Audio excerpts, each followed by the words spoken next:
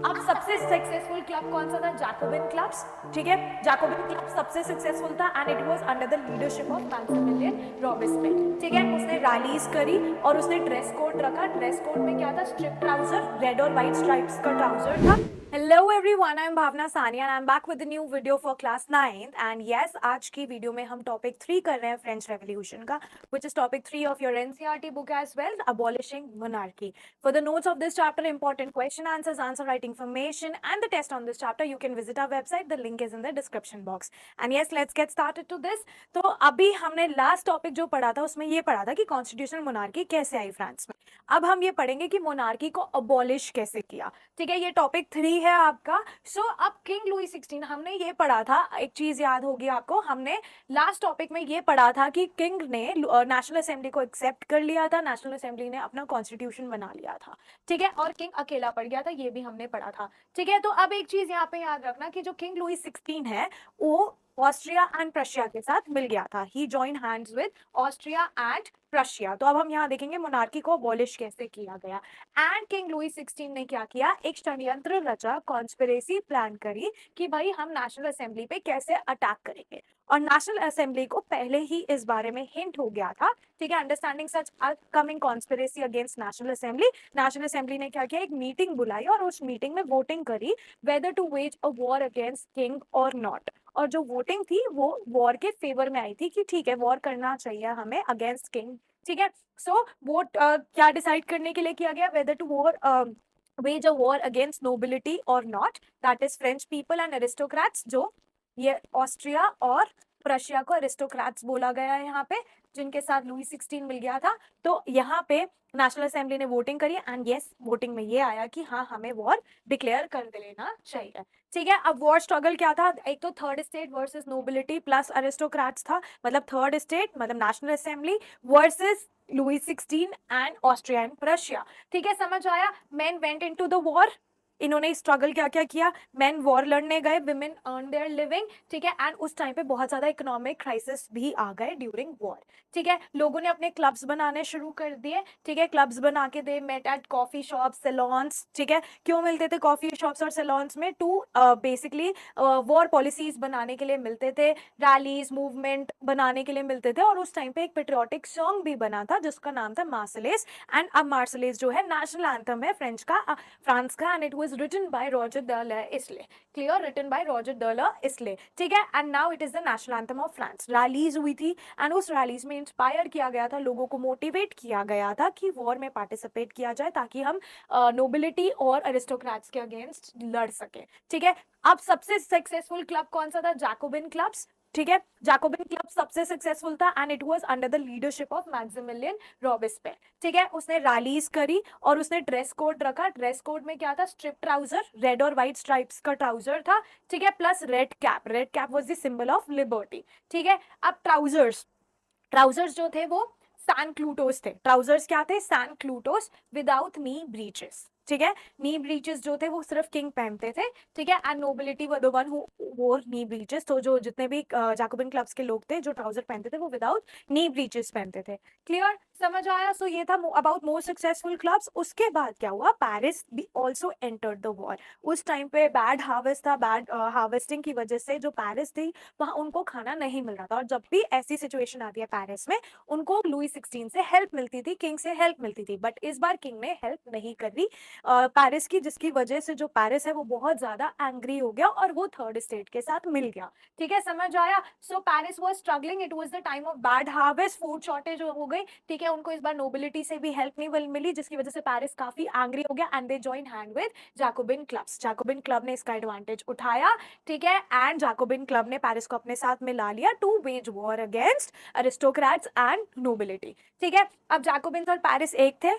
ठीक है, जैकोबिन और पेरिस एक हो गए और king plus Prussia and Austria, ठीक है, दैट इज एरिस्टोक्रेट्स, वो एक थे। ठीक है, समझ आया? अब जैकोबिन्स और पेरिस ने मिलके किया क्या? शटॉक्स पे अटैक किया। शटॉक्स आर मैंशंस ऑफ किंग। ठीक है, उनके गार्ड्स को मारा, रॉयल फैमिलीज को जेल में डाल दिया एंड फाइनली लुई 16 को गुलिटिन कर दिया। गुलिटिन का मतलब पता है ना आपको? मार दिया सर काट के, गुलिटिन डिवाइस पे। ठीक है, और कहाँ किया? देला कॉनकॉर्ड में ऑन 22 Jan 1793। और किंग के बाद later on queen was also guillotined. ठीक है, समझ आया। फिर उसके बाद अब सारी की सारी पावर किसके हाथ में चली गई? जैकोबिन्स के हाथ में। जैकोबिन्स का लीडर कौन था? Maximilian Robespierre. तो सारी की सारी पावर अब मैक्सिमिलियन रॉबेस्पियर के पास चली गई और मैक्सिमिलियन रॉबेस्पियर ने पूरा एक साल रूल किया 1793 to 94 and this period is known as reign of terror, that means period of terror. सबसे गंदा रूल था ये, लोग डरने लग गए थे, घबराने लग गए थे। ठीक है, समझ आया। अब रॉबेस्पियर ने सीवियर कंट्रोल की पॉलिसी को फॉलो किया, ठीक है, बहुत ज्यादा कंट्रोल करना शुरू कर दिया लोगों को। नई गवर्नमेंट बनाई रॉबेस्पियर ने और उस गवर्नमेंट का नाम था कन्वेंशन असेंबली। ठीक है, उसने कहा कन्वेंशन असेंबली में वही लोग थे जिन्होंने मोनार्की को अबॉलिश किया था और कॉन्स्टिट्यूशन असेंबली लेके आए थे एंड दे वोटेड कि भाई रॉयल फैमिलीज को जेल में डाला जाए। ठीक है, अब इन्होंने इलेक्शन प्रोसीजर फिर चेंज कर दिया। अभी इलेक्शन प्रोसीजर चेंज हुआ था जब नेशनल असेंबली आई थी और नेशनल असेंबली ने कहा था कि इलेक्शन वोटिंग राइट सिर्फ एक्टिव सिटीजन्स को दिए जाएंगे, राइट। अब मैक्सिमिलियन रॉबेस्पियर जब आया, मतलब जब जैकोबिन क्लब के पास पावर आई, they also change the election procedure. उन्होंने कहा man above 21 years of age can vote, no matter उनके पास कितनी भी वेल्थ है या नहीं है। ठीक है, समझ आया। And people elected leaders directly including the head. Robespierre को भी लोगों ने इलेक्ट किया था। ठीक है, अब रॉबेस्पियर ने क्या किया? ही गुलेटिन्ड ऑल एनिमीज। सबसे पहले उसने सारे एनिमीज को गुलेटिन कर दिया, क्लर्जी को, नोबिलिटी को, एरिस्टोक्रेट्स को, जितने भी एरिस्टोक्रेट्स फ्रांस में रहते थे सबको गुलेटिन कर दिया। एंड जो लोग इसको क्रिटिसाइज करते थे, ठीक है, उनको भी अरेस्ट किया and if they were found guilty तो उनको भी उसने गुलेटिन करना शुरू कर दिया। ठीक है, समझ आया। सो रेन ऑफ टेरर, जैसे कि मैंने बताया, it was a period between 1793 to 94 and it was a government under Maximilien Robespierre.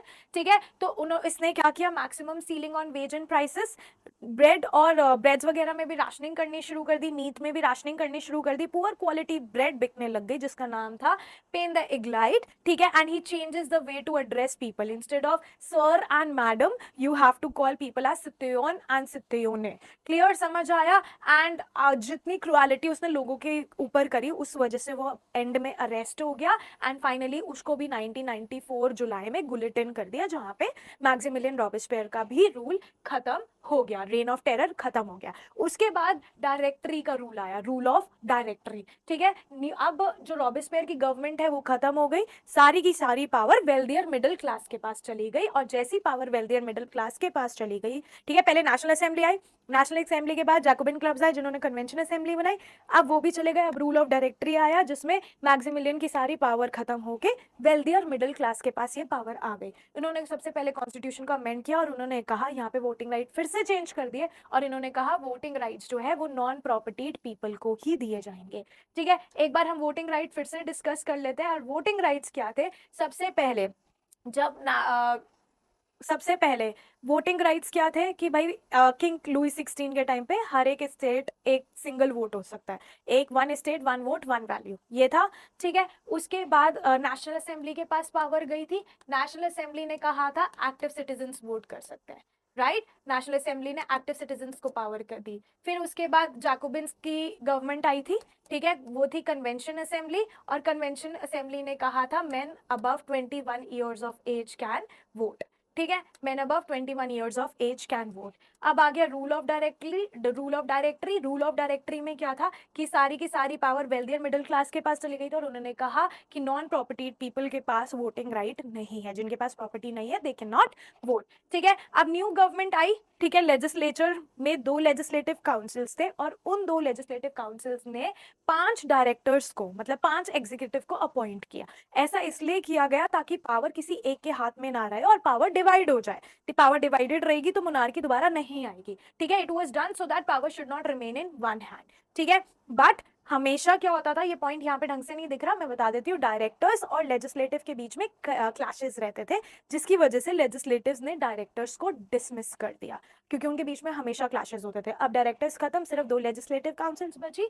ठीक है, इसका एडवांटेज उठाया नेपोलियन ने क्योंकि उस टाइम पे जैसे डायरेक्टर्स को उन्होंने डिसमिस किया तो पॉलिटिकल सिस्टम जो है वो इनस्टेबल हो गया। अनस्टेबल होने की वजह से नेपोलियन ने इसका एडवांटेज उठाया, मिलिट्री डायरेक्टर था वो and he crowned himself as the king. ठीक है, अब वो अच्छे अच्छे आइडियाज लेके आया, आइडियाज ऑफ लिबर्टी, ठीक है, इक्वालिटी, ठीक है, इक्वालिटी जैसे आइडियाज उसने स्प्रेड किए। ठीक है, समझ आया। सो यहाँ पे हमने ये पढ़ा कि भाई कैसे मोनार्की को अबॉलिश किया, ठीक है, और कैसे लुई 16 से नेशनल असेंबली के पास पावर गई, नेशनल असेंबली से रॉबेस्पियर के पास पावर गई, और रॉबेस्पियर के बाद कैसे वेल्दी एंड मिडिल क्लास के पास पावर गई। तो सबसे पहले लुई 16 था, लुई 16 के बाद नेशनल असेंबली आई, फिर मैक्सिमिलियन रॉबेस्पियर के पास पावर आई, दैट मींस जैकोबिन क्लब्स ने कन्वेंशन असेंबली बनाई, कन्वेंशन असेंबली के बाद रूल ऑफ डायरेक्टरी आया, जिसके पास सारी पावर्स जो है किसके पास चली गई, सारी की सारी power wealthy and middle class के पास चली गई, और वेल्दी एंड मिडिल क्लास के बाद सारी की सारी पावर्स नेपोलियन के पास चली गई।